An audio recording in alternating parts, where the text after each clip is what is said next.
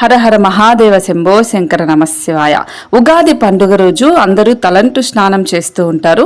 అయితే ఎందుకు తలంటు స్నానం చేయాలి, ఇలా చేయటం వల్ల మీకు వచ్చే ప్రయోజనాలేంటి, ఒకవేళ చేయకపోతే ఏం జరుగుతుంది, అసలు ఎలా ఉగాది పండుగ రోజు తలంటు స్నానం చేయాలి అనేది ఈ వీడియోలో మనం తెలుసుకుందాం. ముందుగా అందరికీ ఉగాది పండుగ శుభాకాంక్షలు. సాధారణంగా ప్రతి పండుగలకు మనం తల స్నానం చేయడం, కొత్త బట్టలు వేసుకోవడం, ఇల్లు శుభ్రం చేసుకోవడం, పూజలు వంటివి చేస్తూ ఉంటాం. అయితే ఉగాది పండుగకు తలస్నానం చేయడం ఎంతో ప్రత్యేకమైన ప్రాముఖ్యత కలిగి ఉంది. ఈ రోజు తలస్నానం చేయటం వల్ల ఎన్నో ఉపయోగాలు ఉంటాయి. ఉగాది అంటేనే తలంటుకొని స్నానం చేయడం.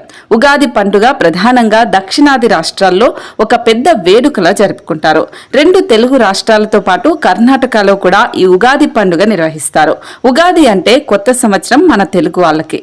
అయితే ఉగాది పండుగ తర్వాతనే ఇక ఉత్తరాది రాష్ట్రాలకు చెందిన చైత్ర నవరాత్రులు కూడా ప్రారంభమవుతాయి.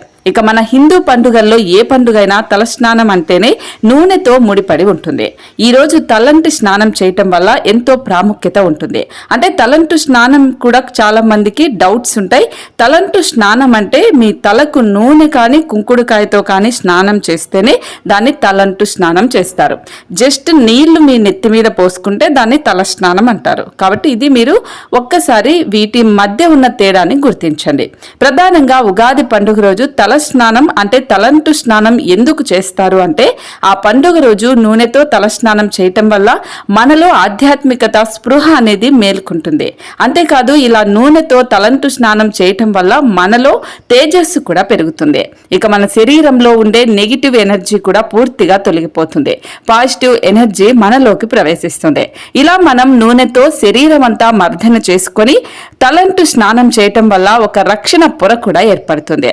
కొన్ని దైవిక అంశాలు కూడా మనలో ఉత్పన్నమవుతాయని పురాణాల్లో చెప్పబడింది. మనం శరీరం జుట్టుకు ఇలా నూనె పెట్టి అభ్యంగన స్నానం చేయటం వల్ల తేజస్సు కూడా ఎక్కువగా కనిపిస్తుంది. అలాగే మన శరీరంలోకి జీవశక్తి కూడా పెరుగుతుంది. దీనివల్ల కొన్ని ఆరోగ్య సమస్యలు రాకుండా ఉంటాయని పండితులు అంటున్నారు. మన హిందూ సాంప్రదాయంలో నువ్వుల నూనెకు ప్రత్యేకమైన ప్రాముఖ్యత ఉంది.